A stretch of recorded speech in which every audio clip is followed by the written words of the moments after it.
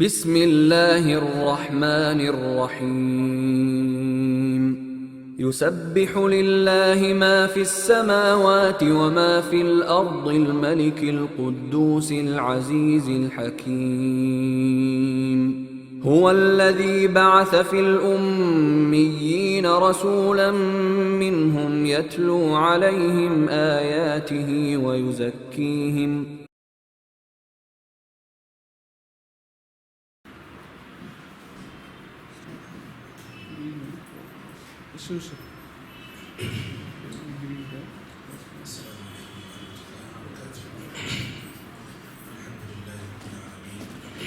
والصلاة والسلام على أشرف الأنبياء والمرسلين نبينا محمد وعلى آله وصحبه أجمعين أما بعد. زاد المعاد کے گزشتہ ہفتے کے درس میں ہم نے سترے سے متعلق دو کا آغاز کیا تھا. آج کے درس میں سترے سے متعلق جو بقیہ گفتگو ہے انشاءاللہ وہ کریں گے. سترے کے موضوع انشاءاللہ آج تک مل جائے گا. تو آج کے درس میں جن عناصر پر ہم گفتگو کریں گے وہ موضوع ایسے عناصر ایسے ہیں. سب سے پہلے سترے کی شکل کے بارے میں گفتگو کریں گے کہ سترے کی شکل کیسے ہوتی ہے, کیا چیزیں سترا بن سکتی ہیں, اس پر جو ہے بحث کریں گے. اس کے بعد بغیر سترے کے نماز کا حکم کیا ہے, یہ دو چیزیں ہوں گی. اور اس کے بعد نمازی کے سامنے سے گزرنے کا حکم اور اس کے تعلق سے وعید. چوتھا جو ہمارا موضوع ہے حرمین یعنی مکے میں کعبۃ اللہ اور میں مسجد نبوی صلی اللہ علیہ وسلم میں جب نماز لوگ پڑھ رہے ہوں تو کیا وہاں لوگوں کے نمازوں کے سامنے سے گزرا جا سکتا ہے. یہ حج اور عمرہ جانے والوں کو اس کی بڑی ضرورت ہوتی ہے, اسی لیے ہم نے اس عنوان کو اس عنصر کا جو ہے انتخاب کیا ہے. اور اسی طریقے سے نمازی کے ثواب کو متاثر کرنے والی تین چیزیں یعنی کتا, گدھا اور عورت, یہ تین چیزیں سامنے سے گزرتی ہیں تو کیا نماز ٹوٹ جاتی ہے, کیا نماز باطل ہوتی ہے, کیا اگر نماز باطل ہے تو کیا دہرانا پڑے گا. انشاءاللہ اگر وقت دے تو ان سارے عناصر پر گفتگو ہوگی. آئیے سب سے پہلے ہم گفتگو کرتے ہیں سترے کی شکل کے بارے میں. صحیح مسلم حدیث نمبر 771 حضرت عائشہ رضی اللہ عنہ فرماتی ہیں سئل رسول اللہ صلی اللہ علیہ وسلم سترۃ المصلی. عائشہ رضی اللہ تعالیٰ عنہ فرماتی ہیں کہ رسول اکرم صلی اللہ علیہ وسلم سے پوچھا گیا کہ سترے کی مقدار کیا ہے, سترہ کتنا ہونا چاہیے, سترے کی شکل کیا ہوگی. تو آپ نے فرمایا کہ کجاوے کا پیچھے کا حصہ. علامہ نووی رحمہ اللہ یہ مسلم کی اس حدیث کی شرح میں فرماتے ہیں وفی الحدیث الندب الى سترۃ بین یدی المصلی وبیان ان اقل سترۃ مؤخرۃ الرحل وهي قدر عظم الذراع وهي نحو ثلث ذراع ويحصل باي شيء قامه بین یدی هكذا. علامہ نووی رحمہ اللہ اس حدیث کی شرح میں کیا فرماتے ہیں, اللہ کے نبی صلی اللہ علیہ وسلم سے پوچھا گیا کہ کجاوے کا جو حصہ پیچھے کا حصہ ہے اتنا سترا بننا چاہیے. تو علامہ نووی رحمہ اللہ کہتے ہیں عائشہ رضی اللہ عنہ کی اس حدیث سے ہمیں یہ سمجھ میں آتا ہے کہ سترا رکھنا مستحب ہے. اور آپ صلی اللہ علیہ وسلم نے کجاوے کی جو بات کہا کہ سترے کی سب سے کم مقدار یہ ہے, سترے کی سب سے کم مقدار یہ ہے کہ کجاوے کا وہ پیچھے کا حصہ. فرمایا کہ آدمی اپنے سامنے کوئی بھی چیز کھڑی کرے تو وہ سترا بن سکتی ہے. یہ علامہ نووی رحمہ اللہ کا قول ہے. ابن عثیمین سے پوچھا گیا کہ سترے کی شکل کیا ہوگی, تو ابن عثیمین رحمہ اللہ نے کہا افضل تو یہ ہے کہ کجاوے کا پیچھے کا حصہ ہو اور یعنی تو نصف میٹر کی کوئی چیز ہو جو مسجد جو نمازی کے سامنے رکھ دی جائے. اگر آج کے دور میں اگر ہم بات کریں گے تو نصف میٹر کی کوئی چیز اگر آپ کھڑی کرتے ہیں تو وہ نمازی کا سترا بن سکتا ہے. اب یہاں سوال یہ پیدا ہوتا ہے کہ آدمی نماز پڑھتا ہے تو آدمی تھوڑا سا چوڑا ہوتا ہے, وہ معمولی سی لکڑی یعنی تو معمولی سا جو چیز سامنے رکھی جاتی ہے کیا وہ باریک ہو یا چوڑی ہو, اس بارے میں علماء نے بحث کی ہے. اب آدمی چونکہ آدمی نماز پڑھتا ہے تقریباً اس کے پیر کے جتنے حصے ہیں اتنا تو سامنے چوڑا ہونا چاہیے. تو علماء میں اختلاف پیدا ہو گیا کہ یہ جو سترا رکھیں گے چوڑا ہوگا یا باریک ہوگا. علامہ ابن حجر رحمہ اللہ نے اس تعلق سے فتح الباری میں بڑی اچھی بحث کی ہے. کہا کہ سترے کا چوڑا ہونا یعنی تو چھوٹا ہونا اس کی کوئی شرط نہیں. اللہ کے نبی صلی اللہ علیہ وسلم اپنے سامنے سترہ رکھتے تھے، بس ایسی چیز ہو جو اونچی ہو، بس شرط اونچی ہونا شرط ہے، اس کا چوڑا ہونا یا اس کا کوتا ہونا شرط نہیں ہے۔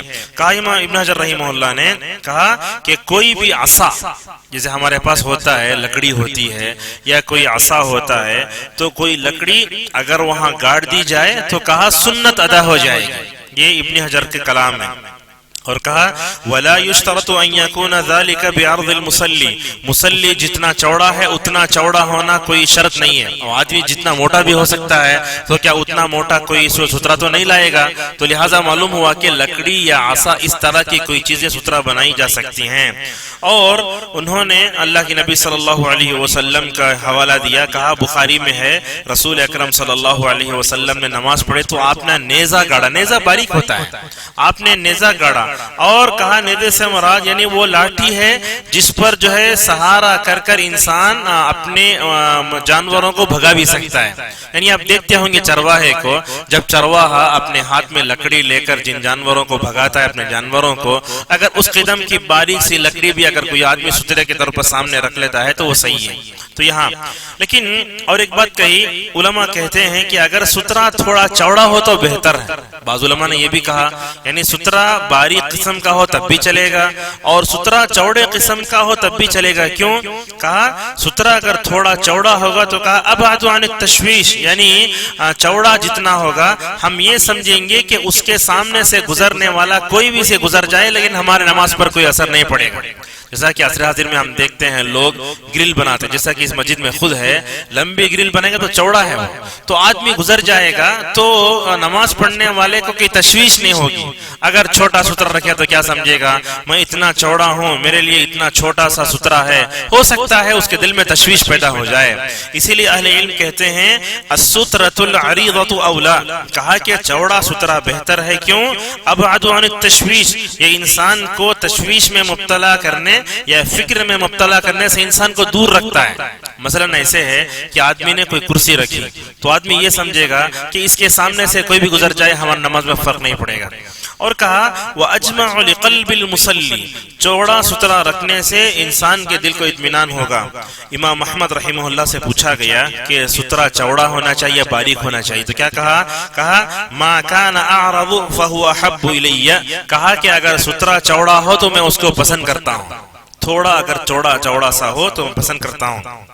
لیکن کہا فتاوی میں عرب کے علماء نے اگر کوئی مصلی کوئی کرسی رکھ کر، دیکھیے اس زمانے کے جو آلات ہیں اس کو ہم سمجھانا چاہتے ہیں، اس زمانے میں تو نیزہ کاٹتے تھے یا کوئی برچی ہوتی تو اس کو رکھ دیتے تھے۔ کہا اگر کوئی مصلی کرسی رکھتا ہے یا ٹیبل رکھے گا یا اس طرح کی کوئی بھی خالی چیز جو بھری ہوئی نہ ہو تو ان تمام چیزوں کو رکھ کر جو ہے ہم سترہ بنا سکتے ہیں۔ علامہ بن باز رحمہ اللہ سے سوال کیا گیا کہ کیا ہم کرسی کو یا کسی ستون کو یا کسی جو ہے دیوار کو سترہ بنا سکتے ہیں؟ انہوں نے کہا دیوار کو سترہ بنایا جا سکتا ہے، اور مسجد میں سب سے اچھی جگہ یہی ہے کہ آدمی دیوار کو سترہ بنا کے نماز پڑھے۔ آپ جتنا پیچھے آئیں گے سترے کی ضرورت پڑے گی، لوگ آگے پیچھے جائیں گے، آدمی کے لیے بہتر ہے کہ آدمی مسجد کی اگلی صفوں میں چلے جائے اور وہاں کھڑے ہو کر وہ نماز پڑھے۔ اور اسی طریقے سے یہ ستون کو سترہ بنانے کی جو بات ہے وہ بھی ثابت ہے۔ دیکھتے ہیں حضرات صحابہ اکرام رضوان اللہ علیہ مجمعین کو جیسے ہی مغرب کی اذان ہوتی تھی تو کیا کرتے تھے صحابہ اکرام؟ مغرب کی اذان ہونے کے بعد ستون کو سترہ بنا کر جلدی جلدی سنت پڑھتے تھے مغرب سے پہلے کی۔ ان روایتوں میں آتا ہے کہ مسجد نبوی کے جو ستون تھے ان ستون کو سترہ بنا کر وہ نماز پڑھتے تھے۔ مطلب کیا سمجھ میں آیا کہ آدمی دیوار کو بھی سترہ بنا سکتا ہے اور اسی طریقے سے وہ ستون کو بھی دیوار سترہ بنا سکتا ہے اور اسی طریقے سے کرسی کو بھی۔ حد تو یہ ہے کہ آدمی اپنی نماز کی حفاظت کے لیے کسی آدمی کو سترہ بنا سکتا ہے، جیسا کہ ہم نے اس سے پہلے ایک درس میں ہم نے بتایا تھا نافع یہ ابن عمر کے غلام ہیں۔ ابن عمر رضی اللہ تعالیٰ عنہما جب کبھی صحرا میں نماز پڑھنے کے لیے نکلتے تو وہاں دیکھتے کوئی ان کو سترے کے لیے نہیں ملتا تو کیا کرتے؟ بولتے نافع بیٹھ جاؤ، اپنی پیٹھ مجھے دکھاؤ۔ تو نافع کو سامنے بیٹھا کہ ابن عمر رضی اللہ عنہما نماز پڑھتے تھے۔ تو کیا سمجھ میں آیا؟ اگر آدمی کو کوئی بھی چیز نہ ملے تو اپنے میں سے کسی بھی آدمی کو بٹھا سکتے ہیں۔ اور یہاں مسئلہ یہ آتا ہے، ایک مسئلہ ہے علماء کے درمیان میں یہاں سترے کی شکل کے بارے میں لکیر کھینچنا۔ یہ بڑا اہم مسئلہ ہے. اگر آدمی اس صحرا میں ایسی جگہ ہے جہاں کوئی چیز نہیں مل رہی، کبھی ایسے ہوتا ہے، خود یہاں بھی دیکھیں گے، عرب دنیا میں دیکھیں گے، ایسی جگہ ہے آپ سترہ بنانے کے لیے کوئی چیز نہیں، تو کیا کریں گے؟ کیا لکیر ڈال سکتے ہیں؟ اس مسئلے میں علماء کے درمیان میں 3 اقوال ہیں. ابن قدامہ رحمہ اللہ حنبلی علماء میں سے ہیں، وہ کہتے ہیں کہ اگر آدمی کو سترہ نہ ملے، لکیر ڈالنا کب؟ یہ سب سے آخری علاج ہے. تو کہا اگر آدمی کو سترہ رکھنے کے لیے کوئی چیز نہ ملے تو وہ کیا کر سکتا ہے؟ لکیر ڈال سکتا ہے، اور وہ لکیر اس کے لیے سترے کے قائم مقام ہو جائے گی. یہ ابن قدامہ نے اپنی کتاب المغنی میں نقل کیا ہے. اور یہ قول جو انہوں نے ابن قدامہ نے نقل کیا، یہ امام احمد، سعید ابن جبیر، الاوزاعی، یہ 3 علماء ہیں، اور علامہ بن باز. 4 علماء، امام احمد، سعید ابن جبیر، اوزاعی اور ابن باز، یہ 4 علماء کہتے ہیں کہ آدمی لکیر ڈال کے بھی اس لکیر کو سترہ بنا کر نماز پڑھ سکتا ہے.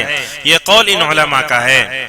بعض علماء نے انکار کیا، کہا لکیر نہیں کھینچے گا. اگر آدمی کو سترہ بنانے کے لیے کوئی چیز نہ ملے تو وہ لکیر نہیں کھینچے گا. کیا کہا؟ یہ اس قول کے قائلین کون ہیں؟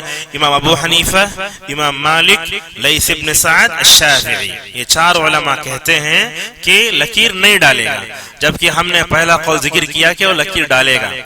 امام شافعی رحمہ اللہ کے فقہ کے 2 دور ہیں. یہ ذرا اہم بات ہے، تھوڑا سا آپ کو یاد رکھنا چاہیے. امام شافعی کا کوئی بھی قول آئے گا تو اس میں کیا ملے گا آپ کو؟ ان کا یہ قول قدیم ہے، یہ قول جدید ہے. قول قدیم کا مطلب ان کا پرانا قول، قول جدید کا مطلب ان کا نیا قول. کبھی بھی شافعی رحمہ اللہ کا کوئی بھی قول آئے گا تو آپ وہاں 2 قول اگر دیکھیں گے تو کتابوں میں خود لکھا ہے یہ امام شافعی کا قول قدیم، یہ امام شافعی کا قول جدید. تو کیا کہتے ہیں؟ امام شافعی کا قول قدیم کیا ہے؟ قول قدیم کا مطلب کیا ہوتا ہے؟ جب وہ عراق میں تھے تو ان کا وہ موقف، امام شافعی رحمہ اللہ جب عراق میں تھے تو انہوں نے جو قول کہا وہ قول قدیم کہلاتا ہے، اور جب وہ مصر چلے گئے تو وہاں جا کر انہوں نے اپنا جو موقف ظاہر کیا وہ قول جدید کہلاتا ہے. تو امام شافعی رحمہ اللہ کے 2 موقف ملتے ہیں ہم کو. جب تک عراق میں تھے کہا کہ لکیر ڈالے گا، انہوں نے کہا لکیر ڈالے گا، لیکن جیسے ہی مصر گئے کہا وہ حدیث میرے پاس چونکہ صحیح نہیں ہے اس لیے لکیر کو میں سترے کے قائم مقام نہیں سمجھتا. اب یہاں سوال یہ آتا ہے کہ اس مسئلے میں اختلاف ہونے کی وجہ کیا ہے، جبکہ علماء اربع جو ہے ائمہ اربع خود اس میں مختلف ہیں کہ بعض لوگ کہتے ہیں جائز ہے، بعض لوگ کہتے ہیں ناجائز ہے. اس میں کیا مسئلہ ہے؟ اس میں اگر دیکھا جائے تو ایک روایت ہے، وہ روایت ایسی ہے، اللہ کے نبی صلی اللہ علیہ وسلم فرماتے ہیں، وہ حدیث کہاں ہے؟ مسند احمد، ابن ماجہ اور اسی طریقے سے ابن حبان میں، 3 کتابوں میں روایت ہے.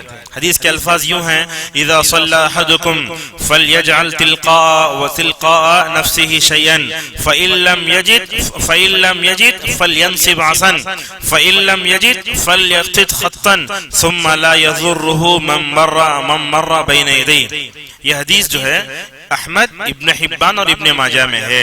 اللہ کی نبی صلی اللہ علیہ وسلم فرماتے ہیں اگر تم میں کوئی آدمی نماز پڑھے تو اس کو چاہیے کہ وہ اپنے نماز کے سامنے کوئی چیز رکھے. اگر کوئی چیز نہ ملے تو اس کو چاہیے کہ وہ عصا گاڑے. اور آپ صلی اللہ علیہ وسلم نے آخر میں کہا اگر اس کو کچھ نہ ملے تو لکیر ڈال لے، اگر اس کو کچھ نہ ملے تو لکیر ڈال لے، کیونکہ لکیر کے باہر سے جو بھی نمازی گزرے گا اس کے نماز پر اثر نہیں پڑے گا. یہ روایت احمد، ابن حبان اور ابن ماجہ کی ہے. علماء کے درمیان میں اختلاف پیدا ہوا کہ یہ حدیث صحیح ہے ضعیف ہے. ہم کہتے ہیں جن علماء نے اس حدیث کو صحیح کہا وہ بھی ہم نام آپ کے سامنے ذکر کرتے ہیں.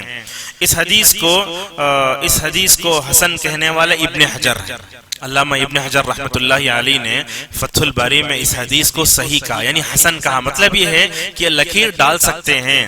اور علامہ بن باز رحمہ اللہ سے پوچھا گیا تو کیا کہا؟ الحدیث لا بأس به كما حسن ابن حجر واحمد وجماعت من اہل العلم. علامہ بن باز رحمہ اللہ سے پوچھا گیا کہ لکیر کو سترے کے قائم مقام کرنا کیسا ہے، تو کہا جس حدیث میں یہ بتائے گا یہ حدیث ایسی ہے جس پر عمل کیا جا سکتا ہے، کیونکہ اس حدیث کو حسن کہنے والے ابن حجر ہیں اور اس سے پہلے امام احمد ہیں، اور اہل علم کی ایک جماعت یہ کہتی ہے کہ یہ حدیث صحیح ہے. لیکن علامہ البانی رحمہ اللہ کے موقف کو ہم نے دیکھا تو علامہ البانی حدیث ضعیف قرار دیا، یعنی لکیر ڈالنے کی جو حدیث ہے وہ اس کو ضعیف قرار دیا ہے۔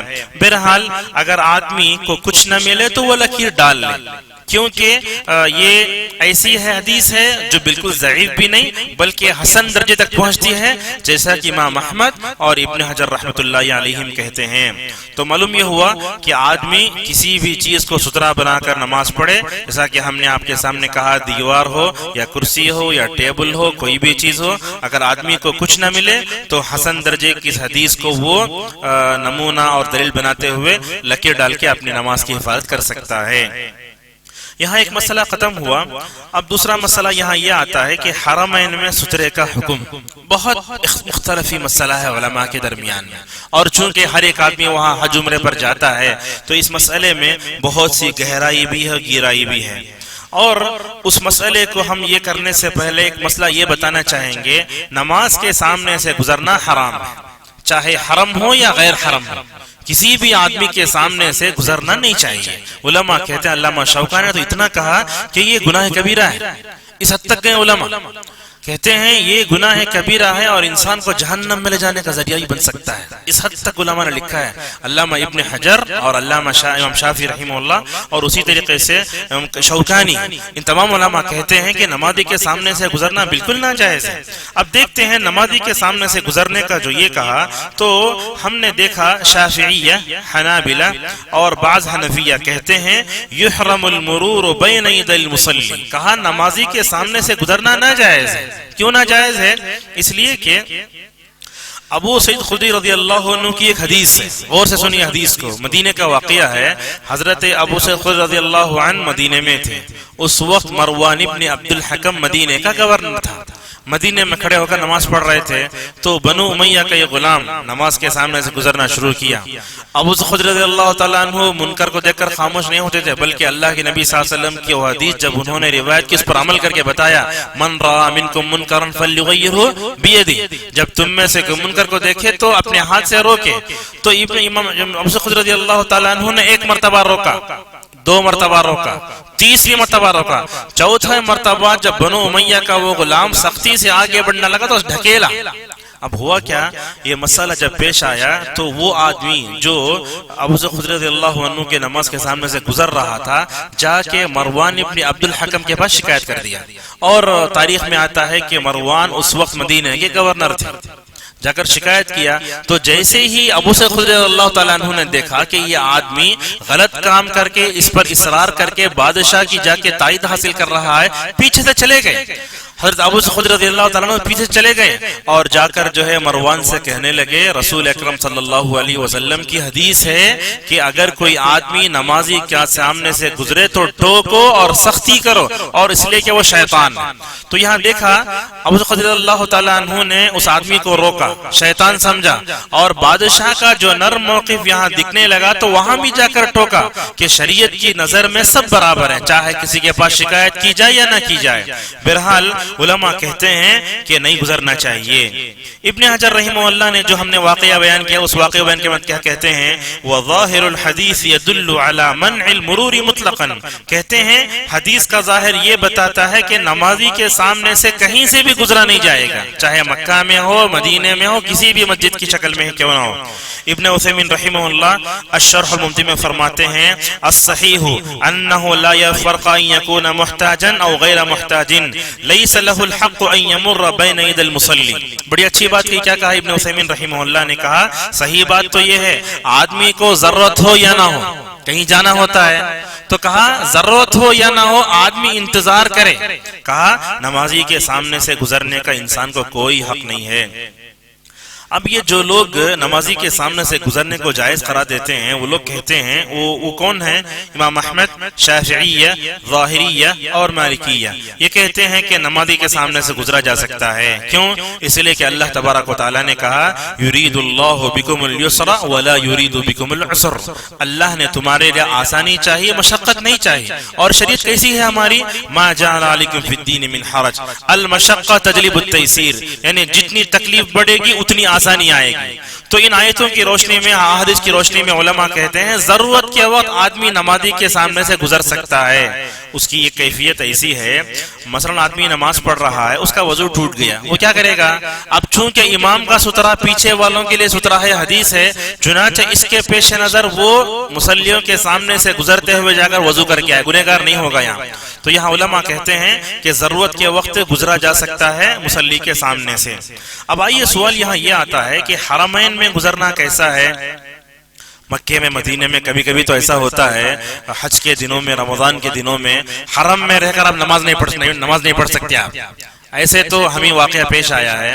کبھی ایسے ہوتا ہے ذی الحجہ کی 10ویں تاریخ ہے، یوم النحر ہے، جس دن 5 کام ہوتے ہیں، کبھی حرم میں رہ کر ہم کو خود نماز پڑھنے کی توفیق نہیں ہوئی۔ کیوں؟ اس لیے کہ سامنے عورتیں، اور عورت جب سامنے نماز میں ہوتی ہے تو نماز نہیں ہوتی۔ یہاں سوال یہ پیدا ہوتا ہے کہ اتنے توسیع کرنے کے باوجود بھی رسول اکرم صلی اللہ علیہ وسلم کی یہ امت اس قدر بڑھ رہی ہے کہ اتنی توسیع شدہ جگہ بھی امت کے لیے تنگ ہو رہی ہے۔ تو مدینے میں کبھی ایسے واقعات پیش آتے ہیں، مکے میں ایسے واقعات پیش آتے ہیں، تو لہذا ہم نے اسی کے پس منظر میں اس موضوع کا انتخاب کیا کہ اس عنصر پر بحث کی جائے۔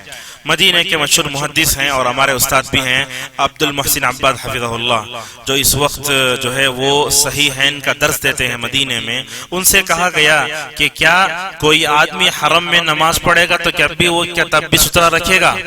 اب یہاں سوال کیا پیدا ہوتا ہے، مثلا ایک آدمی طواف کر رہا ہے، طواف کے بعد اس کو 2 رکعت نماز پڑھنا چاہیے، کہاں؟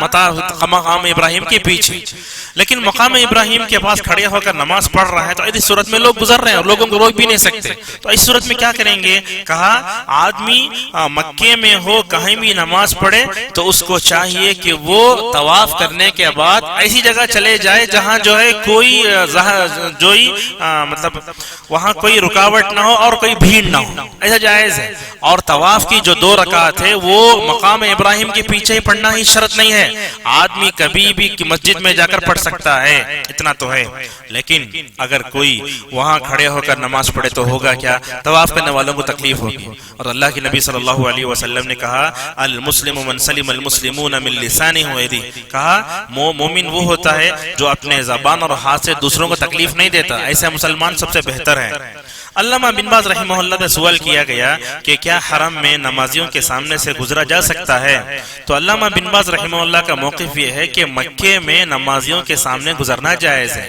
اب بات پوری ہوگی تو ہم راجع قل آپ بتائیں گے، جلدی نہ کریں۔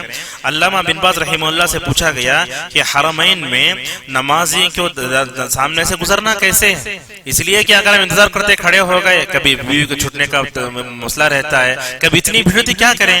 تو علامہ بن باز رحمہ اللہ نے کیا کہا؟ اگر حرمین میں آدمی نماز پڑھ رہا ہے اور نمازی کے سامنے سے گزرنے کی ضرورت پڑے تو گزر جائے، یہ ان کا اپنا موقف ہے۔ کہتے تھے اس لیے کہ سلف صالحین میں سے کچھ ایسے تھے جو مکے اور مدینے میں نمازی کے سامنے سے گزرنے والے کو روکتے نہیں تھے، لہٰذا علامہ بن باز رحمہ اللہ نے جو یہ موقف اختیار کیا تو اس کے لیے انہوں نے عبداللہ ابن زبیر رضی اللہ تعالیٰ عنہ کا حوالہ دیا۔ عبداللہ ابن زبیر رضی اللہ عنہ کا حوالہ دیا، وہ کیا کرتے تھے؟ جب ان کے سامنے سے لوگ گزرتے تھے تو چھوڑ دیتے تھے۔ یہاں تک اس کو رکھیے، لیکن عبداللہ ابن زبیر کا جو عمل ہے اہل علم کے نزدیک ضعیف ہے۔ جس اثر سے بن باز رحمہ اللہ نے استدلال کیا کہ ابن زبیر حرمین میں لوگوں کو نمازی کے اپنے نماز کے سامنے سے لوگوں گزرنے کے لیے چھوڑ دیتے تھے، کہا یہ اثر اور یہ عبداللہ ابن زبیر کا یہ عمل ضعیف ہے، اور انہوں نے اس کے بعد کچھ آیتوں سے استدلال کیا، کہا فَإِنَّ مَعَ الْعُسْرِ يُسْرًا إِنَّ مَعَ الْعُسْرِ يُسْرًا، ہر تنگی کے ساتھ آسانی بھی ہے، لہٰذا مکے کی اس ازدحام میں اور بھیڑ میں اپنے آپ کو سنبھالنا بڑا مشکل ہوتا ہے، لہٰذا کہا جائز ہے۔ اور رسول اللہ صلی اللہ علیہ وسلم نے جگہ فرمایا وَإِنَّ هَذَا الدِّينَ يُسْرٌ، کہا یہ دین بہت آسان ہے، یہ دین بہت آسان ہے، اس میں کوئی سختی نہ کرو۔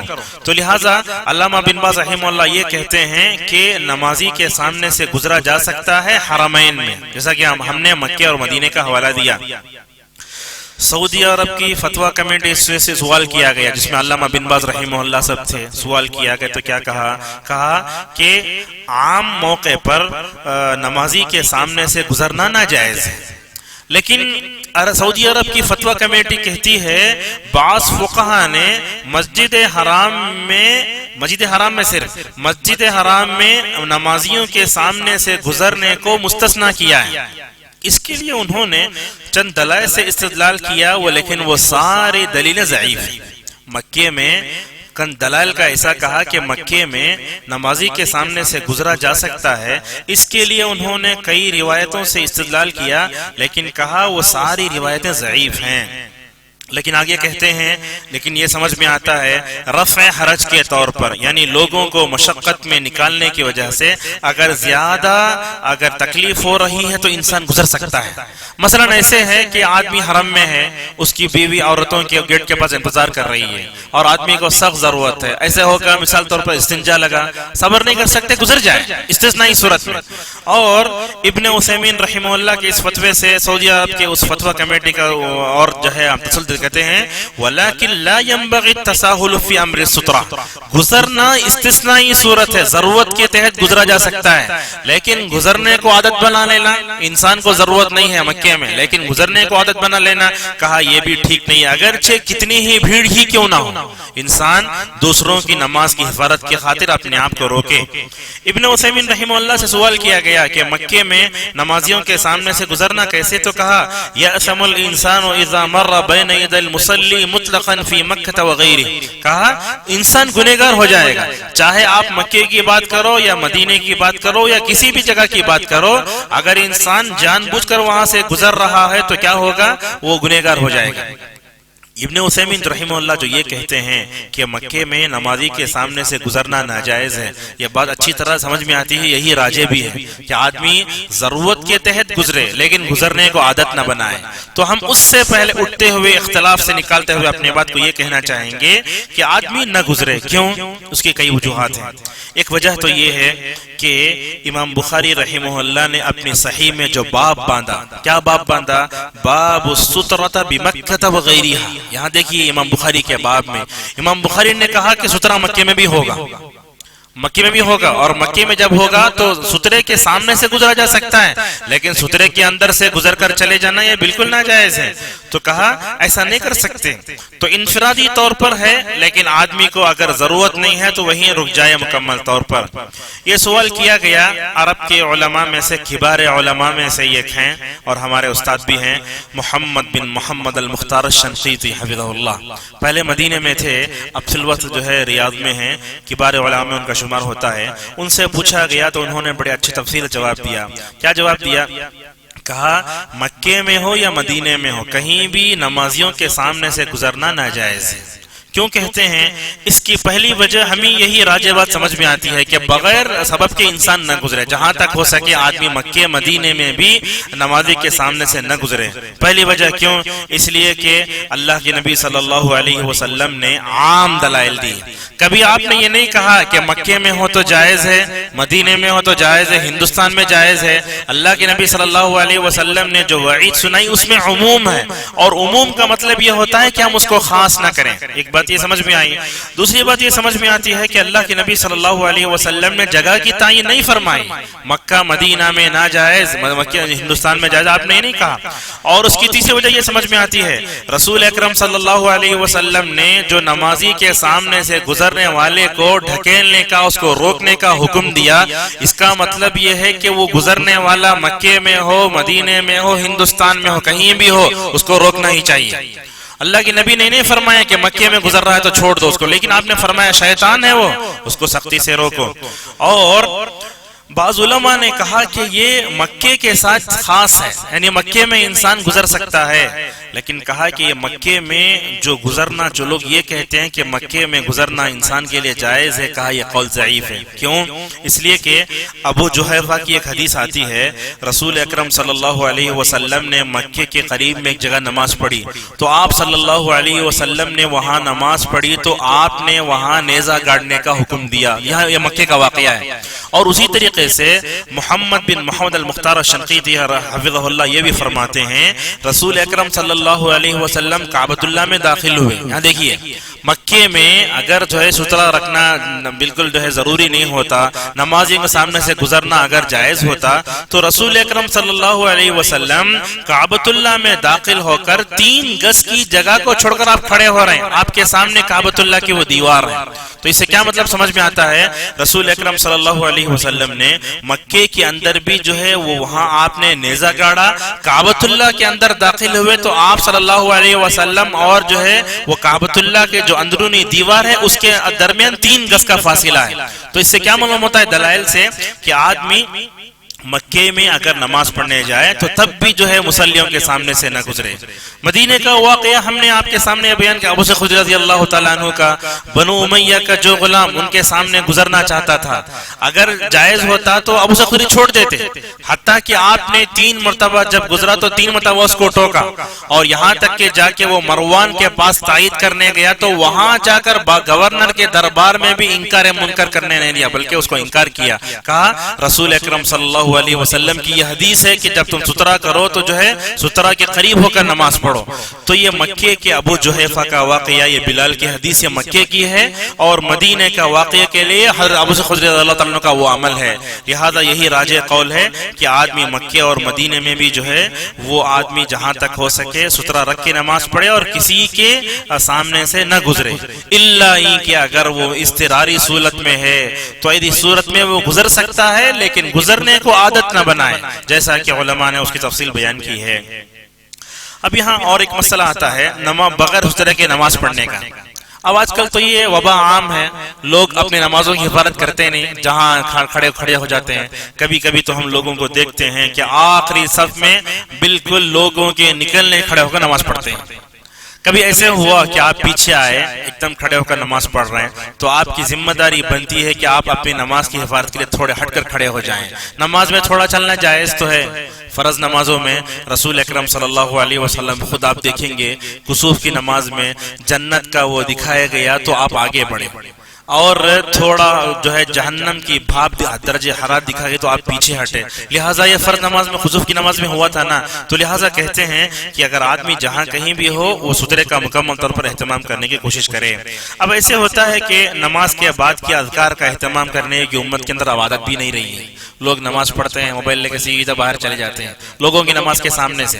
تو لہٰذا ضرورت ہے کہ ہم جب نماز پڑھ رہے ہوں تو امام کا سترہ ہمارے لیے سترہ ہے، لیکن جیسے ہی جماعت ختم ہوئی تو آپ اپنے سترے کا بندوبست کر لیں۔ تو لہٰذا بہتر یہ کہ آدمی ایسی جگہ چلے جائے جہاں لوگ نہ گزرتے ہوں، اور خود لوگوں کو یہ سمجھنا چاہیے کہ ہم اپنے بھائی کی نماز میں خلل نہ ڈالیں، یہ بھی بہت اہم ہے۔ یعنی وہ آدمی کتنا جو اپنے نماز کی حفاظت کرے گا، گزرنے والے کو بھی چاہیے کہ وہ وہاں بیٹھے اذکار پڑھے اور اپنے بھائی کی نماز کی جو حفاظت کرنے کی کوشش کرے۔ اب یہاں سوال یہ پیدا ہوتا ہے کہ بغیر سترے کے نماز پڑھنا کیسا ہے؟ تو یہاں 2 باتیں ہم بتائیں گے بنیادی طور پر جو یاد رکھنے کی ہیں، وہ کیا ہے؟ کہتے ہیں کہ کچھ علماء کے پاس سترہ رکھنا مستحب ہے، جیسا علامہ بن باز ہے، تو جو یہ کہتے ہیں کہ نماز میں سترہ رکھنا مستحب ہے، تو جن کا یہ کہنا ہے تو ان کا کہنا یہ ہے کہ سترے کے بغیر بھی نماز صحیح ہو جائے گی، آدمی کی نماز صحیح ہو جائے گی۔ لیکن جو علماء یہ کہتے ہیں کہ سترہ رکھنا واجب ہے، جیسے علامہ البانی اور ابن عثیمین اور استغفار شوکانی صنعانی، یہ علماء کہتے ہیں کہ سترہ رکھنا واجب ہے، تو مطلب یہ سمجھ میں آیا کہ سترہ رکھنا واجبات نماز میں سے ہے۔ اگر کوئی آدمی نہ رکھے گا تو مطلب یہ ہوگا کہ وہ آدمی سترے کے بارے میں لاپرواہی کر کے اپنی نماز کے ثواب میں کمی لا رہا ہے، اس حد تک علماء نے لکھا ہے۔ تو جہاں تک ہو سکے ہم سترے کے بغیر نماز نہ پڑھیں، سترے کے ساتھ نماز پڑھنے کی کوشش کریں۔ اس میں ایک مسئلہ یہاں یہ بھی آتا ہے کہ مثلا کچھ لوگ دوسری صف میں کھڑے ہو کر نماز پڑھنے لگتے ہیں۔ اس صورت میں ہوتا کیا ہے، کچھ لوگ کرسیاں اٹھا لیتے ہیں، سامنے رکھ لیتے ہیں۔ اب مسجد کے جو ذمہ دار مطلب برسنا شروع کر دیتے ہیں، کرسیاں نہ رکھی جائے، چھوڑ دیں ان کو، اپنے نماز کی حفاظت کر رہے ہیں۔ اور مسجد جو ہوتا ہے وہ اللہ تبارک و تعالیٰ کا گھر ہے، اگر آدمی ذمہ دار ہو تو اس کی خوش نصیبی یہ ہے کہ اللہ تعالیٰ نے اس کو مسجد کی حفاظت کے لیے چن لیا ہے۔ تو لہٰذا یہاں جتنے لوگ آتے ہیں سب کو برداشت کرنا یہ ایمان کا، یہ ایمانی رشتے کا سب سے بڑا تقاضا ہے۔ تو لہٰذا جو بھی لوگ آتے ہیں ان کو چاہیے کہ وہ سترے کا اہتمام کریں۔ اب مثلا آپ نے کرسی اٹھا لی تو نماز کے بعد آپ کی ذمہ داری بنتی ہے کہ اس کرسی کو اٹھا کر کنارے رکھیں، کچھ لاؤبالی لوگوں کو ہم دیکھتے ہیں کرچوٹا وہیں چھوڑ کے چلے جاتے ہیں، بولتے ہیں یہ مؤذن کا کام ہے. تو اس طریقے سے کرنے کی وجہ سے دوسرے مرتبہ اس کرسی کے استعمال میں راہ میں آپ کو پابندی اور رکاوٹ بن جاتی ہے. لہٰذا ایسا کام نہ کریں جس کی وجہ سے سارے مسلموں کو تکلیف ہو، بلکہ ایسا کام کریں ہمارے لیے بھی آسانی ہو، دوسرے لوگوں کے لیے بھی آسانی ہو. یہاں تک مسئلہ ختم ہوا. اس کے بعد اب آئے گا مسئلہ نمازی کے سامنے سے گزرنے پر وعید. نمازی کے سامنے سے گزرنے پر وعید، یہ کیا نمازی کے سامنے سے گزرنے سے وعید ہے؟ اس بارے میں تو روایت متفق علیہ، بخاری میں بھی ہے، مسلم میں ہے. بخاری حدیث نمبر 510، مسلم میں 507. حدیث کے الفاظ یوں ہیں، اللہ کے نبی صلی اللہ علیہ وسلم نے فرمایا لو يعلم المار بين يدي المصلي ماذا عليه لكان ان يقف 40 خير له من ان يمر بين يدي المصلي. قال ابو النصر احد رواة الحديث لا ادري قال 40 يوما او شهرا او سنة. حدیث کے الفاظ کا ترجمہ یوں ہے، اللہ کے نبی صلی اللہ علیہ وسلم فرماتے ہیں اگر مصلی کے سامنے سے، نمازی کے سامنے سے گزرنے والا یہ جان لے کہ گناہ کیا ہے، گناہ کیا ہے، تو وہ 40 کھڑے ہونے کو پسند کرے گا. یہ 40 کیا، یہ اللہ کے نبی صلی اللہ علیہ وسلم نے اس کی وضاحت نہیں بیان فرمائی. جس راوی نے حدیث سنی ان کو اس بارے میں شبہ ہو گیا، لہذا اس حدیث کے راوی میں ابو النصر ایک ہیں، وہ کیا کہتے ہیں لا ادری، میں یہ نہیں سمجھتا کہ اللہ کے نبی صلی اللہ علیہ وسلم نے 40 دن کہا یا 40 مہینے کہا یا 40 سال کہا، مجھے وہ چیز سمجھ میں نہیں آئی. بہرحال رسول اکرم صلی اللہ علیہ وسلم نے حدیث میں بیان فرمایا کہ 40 سال تک یا 40 دن تک یا 40 مہینے تک کھڑے رہے، اس سے وہ اتنا بڑا گناہ ہے، وہ اس سے بہتر ہے کہ آدمی نمازی کے سامنے سے گزرے. تو اس حدیث میں اللہ کے نبی صلی اللہ علیہ وسلم نے نمازی کے سامنے سے گزرنے پر وعید بیان فرمائی. اور ایک حدیث ہے جو نمازی کے سامنے گزرنے کے وعید تعلق رکھتی ہے. اب کتنا ہے، بعض ابن ماجہ کی بعض روایتوں میں آیا کہ 100 سال کھڑا ہونا بہتر ہے نمازی کے سامنے سے گزرنے سے، لیکن یہ روایت ضعیف ہے. تو 40 اللہ کے نبی صلی اللہ علیہ وسلم کا تذکرہ فرمایا، بخاری مسلم میں ہے. وہ سال و مہینہ اور جو ہے دن، اس کی جو ہے صراحت جو ہے روایت راوی نے نہیں کی. اب اس حدیث کو رکھتے ہوئے ہم آپ کے سامنے یہ بیان کرتے ہیں کہ حدیث کا جب حکم ہم نے بیان کیا بخاری مسلم کا، تو علماء کیا کہتے ہیں اس کے بارے میں، نمازی کے سامنے سے گزرنا کیسے؟ جیسے ہم نے کہا نمازی کے سامنے سے گزرنا گناہ کبیرہ ہے، جیسا کہ ہم نے نام لیا آپ کے سامنے علامہ شوکانی کے، علامہ ابن حجر کے، کہتے ہیں کہ نمازی کے سامنے سے گزرنا یہ حرام ہے اور گناہ کبیرہ ہے. علامہ شوکانی کیا کہتے ہیں، ھذا الحدیث يدل على ان المرور من الكبائر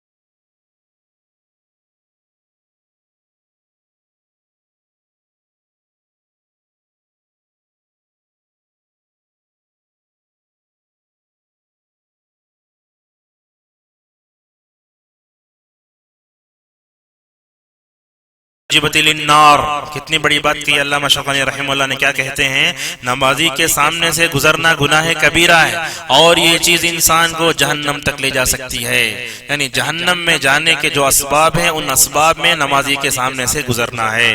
ابن حجر رحمہ اللہ نے کہا انہو قبحن، انہو قبحن، اور کہا کہ یہ بہت بڑی ایک ناپسندیدہ بات ہے، اس لیے کہ رسول اکرم صلی اللہ علیہ وسلم نے گزرنے والے کو شیطان کہا۔ شیطان کا مطلب کیا ہوتا ہے؟ رحمان اور اللہ کے نبی صلی اللہ علیہ وسلم یہاں روک رہے ہیں لیکن بندہ گزر رہا ہے تو وہ شیطان کی چال کو اپناتا ہے، لہٰذا بات یہ سمجھ میں آتی ہے کہ اس کے سامنے سے گزرنا یہ گناہ کبیرہ بھی ہے، حرام بھی ہے۔ جہاں تک ہو سکے بندے کو چاہیے کہ وہ مکمل طور پر اپنے آپ کو نمازی گزرنے سامنے سے بچائے۔ اگر کوئی گزر جائے جان بوجھ کر تو اس کو توبہ استغفار کے علاوہ اور کوئی چارہ کار نہیں، اور اب جانتے ہیں گناہ صغیرہ تو نیکیوں سے معاف ہو جاتے ہیں لیکن گناہ کبیرہ کے معافی کے لیے شریعت کے نزدیک توبے کی شرط ہے، اگر کہیں سے کوئی گزر جائے تو اس کو چاہیے کہ وہ صدق دل سے توبہ کرے۔ اور اسی طریقے سے بعض علماء نے اس بارے میں اور ایک بات یہ کہی ہے کہ اتنا بڑا اس کا گناہ کیوں کہا گیا کہ نمازی کے سامنے سے گزرنا گناہ کبیرہ کیوں ہے؟ تو اس کا جواب دیتے ہوئے علامہ ابن رجب رحمہ اللہ کہتے ہیں بات اصل میں یہ ہے کہ بندہ نماز میں کھڑے ہو کر اللہ تبارک و تعالیٰ سے سرگوشی کر رہا ہے، یعنی بندہ نماز میں کھڑے ہو کر رحمان سے سرگوشی کر رہا ہے، اور اللہ کے نبی صلی اللہ علیہ وسلم نے یہی بات بتائی، کہا جب تم نماز میں کھڑے ہوتے ہو تو رحمان سے سرگوشی کرتے ہو۔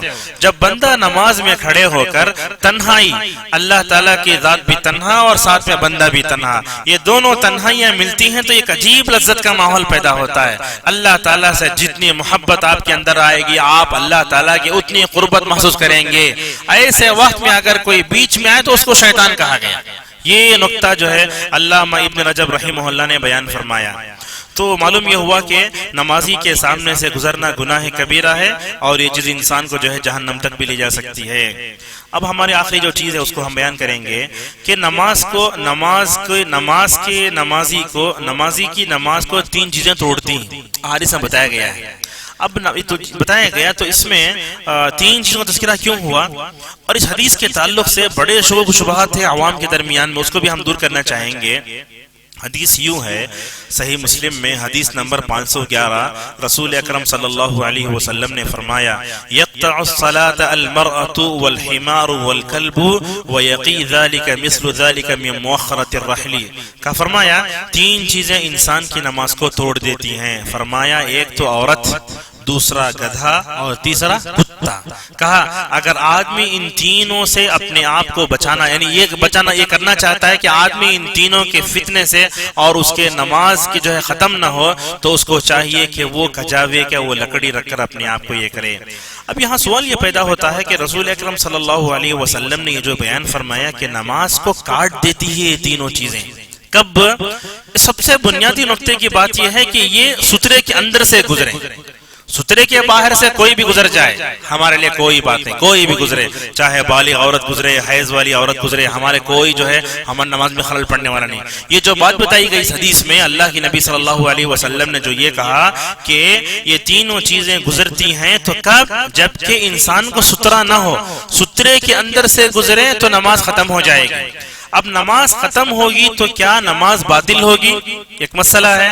بعض علماء کہتے ہیں کہ کیا یہ تین چیزیں سترے کے اندر سے گزری تو کیا اللہ کے نبی صلی اللہ علیہ وسلم یہ فرماتے ہیں کہ بندے کے نماز کے ثواب میں کمی آئے گی؟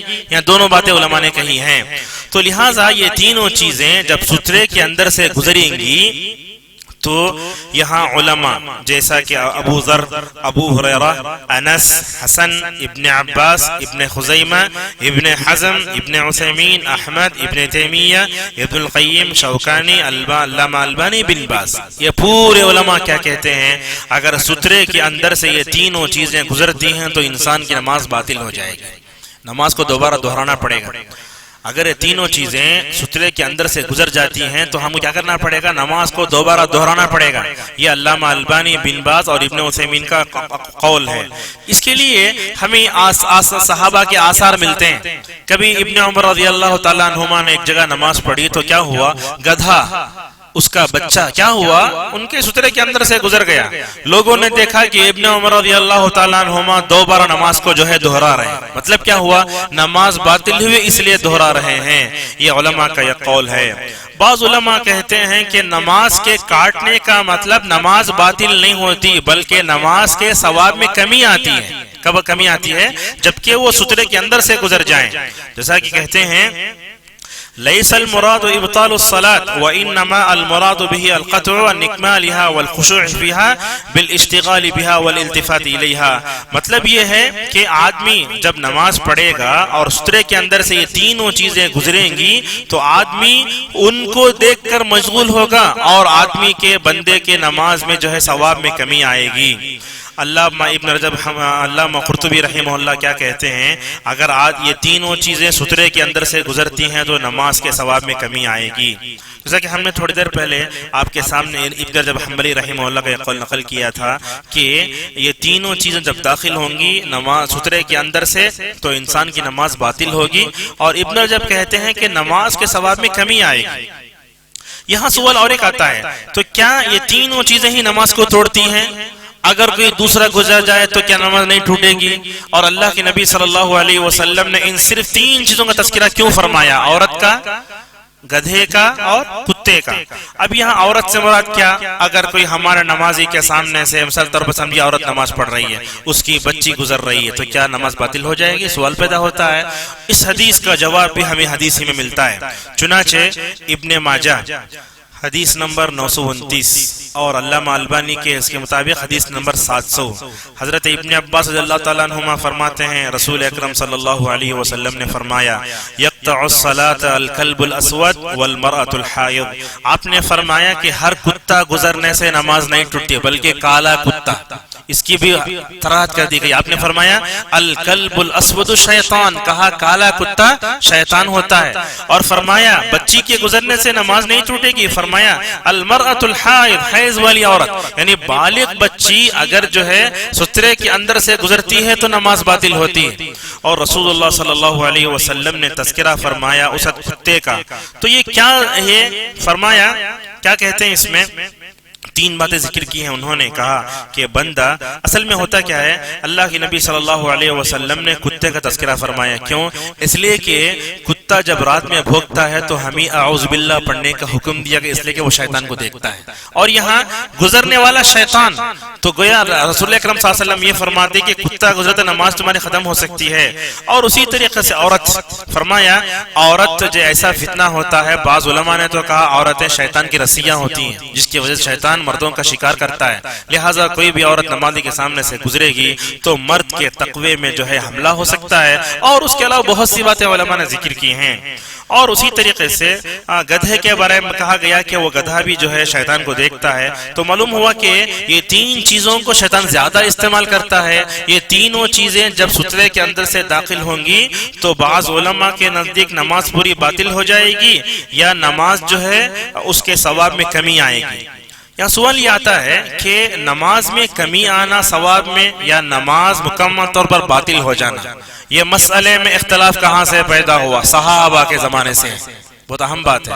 یعنی یہ تینوں چیزیں اگر سترے کے اندر سے گزرتی ہیں تو علماء یہ لکھتے ہیں کہ آدمی کی نماز میں کمی آئے گی، ثواب میں کمی آئے گی، نماز باطل ہو جائے گی. یہ اختلاف صحابہ کے درمیان میں سے ہے اور آج تک ہے. لیکن راجح بات یہی سمجھ میں آتی ہے صحابہ کے عمل کو دیکھنے کی وجہ سے یہ تینوں چیزیں سترے کے اندر سے اگر گزر جاتی ہیں تو نماز باطل ہو جائے گی. نماز کا دوہرا لینا بہتر ہے.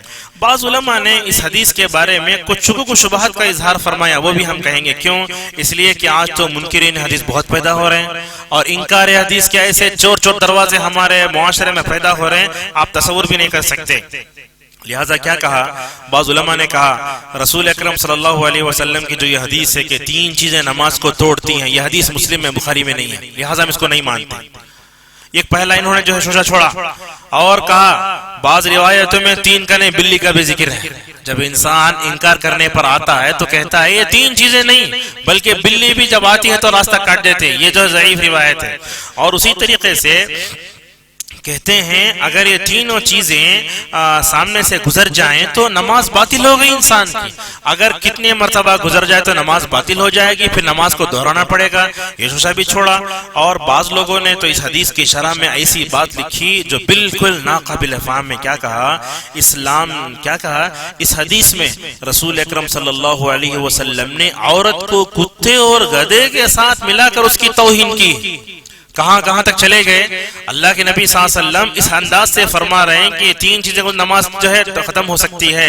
لیکن سوچنے والے کیسے سوچتے ہیں, حدیث کا انکار مقصود ہے لیکن سوچا کیسے, کتے کے ساتھ ملا کر اور گدھے کے ساتھ ملا کر جو ہے حدیث میں جو ہے ذکر کیا گیا ہے.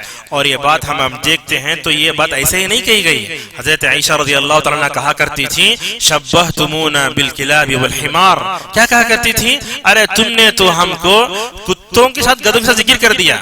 شاید وہ بات عائشہ رضی اللہ عنہ کو بری لگی شاید, لیکن عائشہ کا اجتہاد اپنی جگہ, رسول اکرم صلی اللہ علیہ وسلم کی بیوی ہونے کی حیثیت سے, حدیث کے راوی ہونے کی حیثیت سے وہاں ان کا ذاتی اجتہاد اپنا رہے گا. لیکن عائشہ رضی اللہ عنہ کی اس اپنے اجتہاد کو رکھ کر ہم یہ نہیں کہیں گے عورت جو ہے اسلام کی توہین چاہتا ہے. وہ ان کا اپنا ذاتی اجتہاد تھا. شاید عائشہ رضی اللہ عنہ نے اپنے اوپر لے لیا شاید کہ رسول اکرم صلی اللہ علیہ وسلم عورتوں کو کتوں اور جو ہے گدھوں کے ساتھ ذکر کر رہے ہیں. حالانکہ ان کا اپنا ذاتی اجتہاد ہے, وہ صحیح ہے یا نہیں اس میں بھی لوگوں کا علم اختلاف ہے. تو یہ اسلام یہ نہیں کہتا کہ عورت کتے اور گدھے کی طرح ہے, بلکہ اسلام تو یہ کہتا ہے کہ تینوں چیزیں جب سترے کے اندر سے گزریں گی تو نماز کٹے گی. تو عورت کی توہین کرنا مقصود نہیں ہے, بلکہ شریعت تو یہ کہتی ہے, بلکہ ہم فخر سے یہ کہہ سکتے ہیں کہ اسلام آیا تو عورت کو وہ سر اٹھا کر جینے کا اتنا حوصلہ دیا, دنیا کا کوئی مذہب اس کو جتنی عزت نہیں بخشا جتنی اسلام بخشتا ہے. تو لہٰذا اس ناحیے سے سن کر جو ہے عورتوں کو اس بارے میں جو ہے مکمل طور پر اسلام کا احسان کرنا چاہیے. اور ایک بات کیا یہاں یہ آتی ہے, رسول اکرم صلی اللہ علیہ وسلم نے جو یہ کہا کہ عورت کتا گدھا جب سترے کے اندر سے گزرتا ہے تو نماز باطل ہو جاتی ہے. سوال یہاں یہ پیدا ہوتا ہے کہ اگر کوئی اپنی بیوی کو سترا بنا کر نماز پڑھ رہا, مثلا اپنے گھر میں آپ نماز پڑھ رہے ہیں, عورت بازو بیٹھی ہے, عورت ادھر ہے, کیا نماز باطل ہو جائے گی؟ ایک اہم مسئلہ ہے. رسول اکرم صلی اللہ علیہ وسلم یہاں یہ فرماتے ہیں کہ عورت اگر جو ہے بالغ ہو, اگر گزرے تو سترے کے اندر سے نماز کیا ہو جاتی ہے, باطل ہو جاتی ہے. لہٰذا عائشہ رضی اللہ تعالی عنہا کہتی ہیں رسول اکرم صلی اللہ علیہ وسلم جب نماز پڑھتے تھے تو میں قبلے کے پاس سوئی ہوئی رہتی تھی, قبلے کے پاس سوئی ہوئی رہتی تھی عائشہ رضی اللہ تعالی عنہا. تو کہا عائشہ رضی اللہ تعالی عنہا اللہ کے نبی صلی اللہ علیہ وسلم نماز پڑھتے ہیں قبلے کی طرف سوتی تھی. کبھی تو تہجد کا مسئلہ ایسے آتا, رسول اللہ صلی اللہ علیہ وسلم عائشہ کے پیر کو ہٹاتے اپنے ہاتھ سے ہٹا کر سجدہ کرتے, اور پھر جب سجدہ ختم ہو جاتا تو عائشہ اپنے پیر پھیلا لیتی. رسول صلی اللہ علیہ وسلم کا گھر بھی کتنا چھوٹا تھا نا. تو یہاں کہتے ہیں کہ اگر کوئی عورت قبلے میں بیٹھی رہے یا لیٹی رہے, نماز پڑھتی رہے یا مصلی کے دائیں بائیں رہے تو وہ اس حکم میں نہیں آئے گی. کیوں؟ اس لیے کہ رسول اکرم صلی اللہ علیہ وسلم نے کہا کہ گزرنے سے نماز ٹوٹتی ہے, اس کے کھڑے ہونے سے دائیں بائیں بیٹھنے سے نماز نہیں ٹوٹتی. اور اس طریقے سے ہم آپ کو دیکھیں گے صحیح بخاری میں خود ہے, میمونہ رضی اللہ عنہ حالت حیض میں, غور سے سنیے واقعے کو, میمونہ رضی اللہ عنہ کہتی ہیں میں حالت حیض میں رہا کرتی تھی, رسول اللہ صلی اللہ علیہ وسلم کھڑے ہو کر میرے بازو نماز پڑھتے تھے, جیسے ہی سجدہ کرتے تو اللہ کے نبی صلی اللہ علیہ وسلم کے کپڑے مجھے لگتے تھے. دیکھیے حضرت عائشہ قبلے میں سوئی ہوئی, نماز نہیں ٹوٹ رہی ہے, اللہ کی نبی صلی اللہ علیہ وسلم کے کپڑے حیض والی جو ہے میمونہ کو لگ رہے ہیں لیکن تب بھی نماز نہیں ٹوٹی. تو کیا سمجھ میں آیا, بازو بیٹھنا, ادھر رہنا, سامنے لیٹنا, یہ سب گزرنے میں نہیں آتا. اللہ کے نبی یہ فرماتے ہیں کہ گزرنے سے نماز ٹوٹتی ہے, کوئی عورت بیٹھی رہے نماز نہیں ٹوٹے گی. مثلا ایسا ہمارے گھر میں جائز ہے کہ ہم اپنی بیوی کو سترا بنا کر نماز پڑھیں, یہ بھی جائز ہے جیسا کہ علماء نے اس کی صراحت کی ہے. تو علامہ شوکانی یہ کہتے ہیں کہ حضرت میمونہ رضی اللہ تعالی عنہ سائڈ میں ہوتی, تو اللہ کے نبی صلی اللہ علیہ وسلم جب نماز پڑھتے تو اللہ کے رسول کے کپڑے میمونہ کو چھوتے تھے. اس کا مطلب یہ نہیں ہوا کہ جو ہے حضرت میمونہ وہاں سے گزر رہی ہیں, خود کہتی ہیں کہ میں اللہ کے نبی صلی اللہ علیہ وسلم کے بازو ہوا کرتی تھی. لہٰذا ان دونوں حدیثوں میں کوئی تعارض نہیں ہے. لہٰذا بات اچھی طرح سمجھ میں آ گئی کہ نماز کو توڑتی ہیں صرف 3 چیزیں. بعض اہل علم کے نزدیک نماز باطل ہی ہو جاتی ہے، لہٰذا دہرانا چاہیے. اور آخر میں ہم نے بتایا کہ عورت کی توہین نہیں ہے کتے اور گدھے کے ساتھ ذکر کرنے کو، بلکہ ہم نے اللہ کے نبی صلی اللہ علیہ وسلم نے کہا کہ یہ تینوں چیزیں حکم میں ایک ہی آتی ہیں. تینوں چیزیں جب سترے کے اندر سے گزریں گی تو نماز باطل ہو جائے گی. اور آخر میں ہم نے یہ بتایا کہ اگر کوئی بیوی یا کوئی بھی بہن گھر میں ہے اور وہ نماز پڑھ رہی ہے، لیٹی ہوئی ہے، آدمی جو ہے نماز پڑھ رہا ہو تو اس کا جسم اس کے جسم کو لگے یا اس کا کپڑا اس کپڑے کو لگے تو وہ نماز کا گزرنا نہیں ہے، بلکہ ان دونوں حدیثوں میں کوئی تعارض نہیں ہے. انشاءاللہ آنے والے دروس میں دوسرے اس پر بات کی جائے گی. اللہ تبارک و تعالیٰ سے دعا ہے کہ جو کچھ کہا گیا ہے اپنے ذہنوں میں رکھ کر اس پر عمل کرنے اور اس کو سمجھنے کی توفیق عطا فرمائے. وآخر دعوانا الحمدللہ رب العالمین.